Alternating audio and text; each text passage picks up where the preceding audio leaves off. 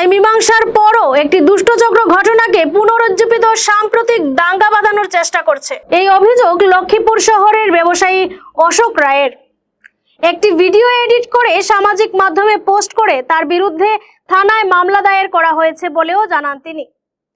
উল্লেখ্য, গত 8 আগস্ট ব্যবসায়ী অশোক রায় এবং নীলধন সিংহের মধ্যে টাকা চুরির ঘটনাকে কেন্দ্র করে লক্ষ্মীপুর বাজারে এক উত্তপ্ত পরিস্থিতির সৃষ্টি হয়।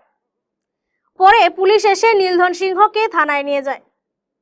সেখানে লক্ষ্মীপুর পুলিশের মধ্যস্থতায় লিখিতভাবে আপোষ মীমাংসা হয়, কিন্তু এরপরও একটি দুষ্টচক্র এই ঘটনাকে পুনরুজ্জীবিত করে তুলতে সক্রিয় হয়ে উঠেছে। পুলিশ যাতে এই দুষ্টচক্রের বিরুদ্ধে তদন্ত করে ব্যবস্থা গ্রহণ করে তার দাবিও জানান তিনি। লক্ষ্মীপুরের সব ভাষাগোষ্ঠীর জনগণ যাতে একত্রে মিলেমিশে বসবাস করতে পারে তার জন্য তিনি সবার কাছে আহ্বান জানান। নমস্কার, আমি অশোক রায়, শ্মশান রোড ত্রিদেব এন্টারপ্রাইজের স্বত্বাধিকারী। একটা সামান্য আমার দোকানে চুরি হয়েছিল। চুরি সংক্রান্ত বিষয় নিয়ে লক্ষ্মীপুরে দুই জাতিগোষ্ঠীর মধ্যে সাম্প্রদায়িক একটা ভাব এবং সাম্প্রদায়িক দাঙ্গা লাগানোর চেষ্টা কিছু দুষ্কৃতী মনোভাবের লক্ষ্মীপুরের মধ্যে ফেসবুক অ্যাকাউন্টে, ইউটিউব এবং হোয়াটসঅ্যাপের মাধ্যমে, সোশ্যাল মিডিয়ার মাধ্যমে একটা সাম্প্রদায়িক দাঙ্গা লাগানোর চেষ্টা চলছে। তো আমি আজকে সংবাদ মাধ্যমের মাধ্যমে কিছু স্পষ্টীকরণ দিতে চাই। আর গত 8 আগস্টে বৃহস্পতিবার একটা ছেলে আমার দোকানে চুরি করেছিল। সেই চুরি হাতে নাতে ধরা পড়ার পর আমরা তাকে লোকাল থানায় যোগাযোগ করার পর আমরা তাকে, যাতে পাবলিক, ওই দিন যেহেতু বাজারবার, লক্ষ্মীপুর বাজারবার, অনেক গ্যাদারিং হয় লক্ষ্মীপুর বাজারে, তো অনেক পাবলিক, 4 থেকে 500 পাবলিক আমার দোকানে জড়ো হয়েছিল।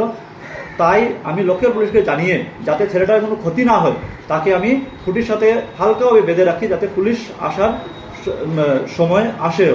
কিন্তু তার মধ্যেই একজন ইউনিফর্ম লাগানো ট্রাফিক পুলিশ লগে আরও উগ্র মেজাজের আরও 4-5 জন ছেলে সাথে নিয়ে এসে ওকে ছাড়িয়ে নেওয়া যাওয়ার চেষ্টা করেন। কিন্তু আমি ওদেরকে আটকাই, যে লোকাল থানাকে জানিয়েছি আপনারা ধৈর্য ধরুন। তারপর ওনারা অকথ্য ভাষায় মায়ান হোসে বাঙালিকে এবং জাতিগত ভাষায় ওনারা গালিগালাজ করে ছেলেকে ছাড়িয়ে নিয়ে যাওয়ার চেষ্টা করেন। তারপর জানার পর আমি যে জানতে পারলাম যে ইউনিফর্ম লাগিয়ে যিনি এসেছেন, সে যে চুরি করেছে তার বাবা এল নীলধন সিং।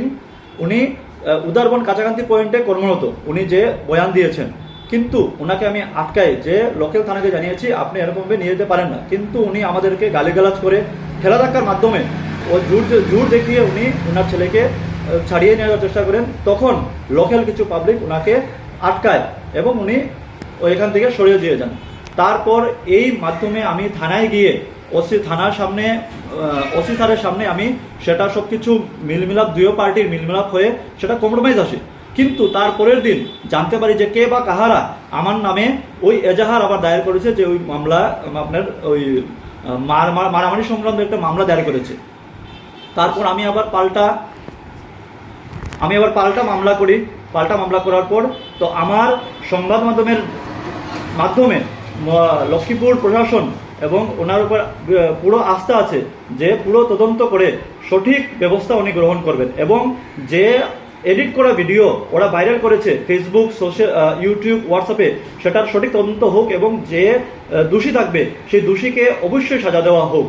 এবং যারা এই জাতিগত দাঙ্গা, সাম্প্রদায়িক দাঙ্গা লক্ষ্মীপুরের মতো একটা শান্তশিষ্ট পরিবেশের মধ্যে লাগানোর চেষ্টা করছেন, তাদের জন্য লক্ষ্মীপুর প্রশাসন আমার এবং মাননীয় বিধায়কেরও আমি দ্বারস্থ হচ্ছি, যাতে সঠিক ব্যবস্থা গ্রহণ করে ওনাদের একটা সঠিক পদক্ষেপ গ্রহণ করে এবং সঠিক যাতে দোষী সাব্যস্ত হলে দোষীদের সঠিক ওরা দোষীর যাতে সাজা প্রদান করেন ওরা। ধন্যবাদ। লক্ষ্মীপুর থেকে অসীম রায়ের প্রতিবেদন, গণ আওয়াজ।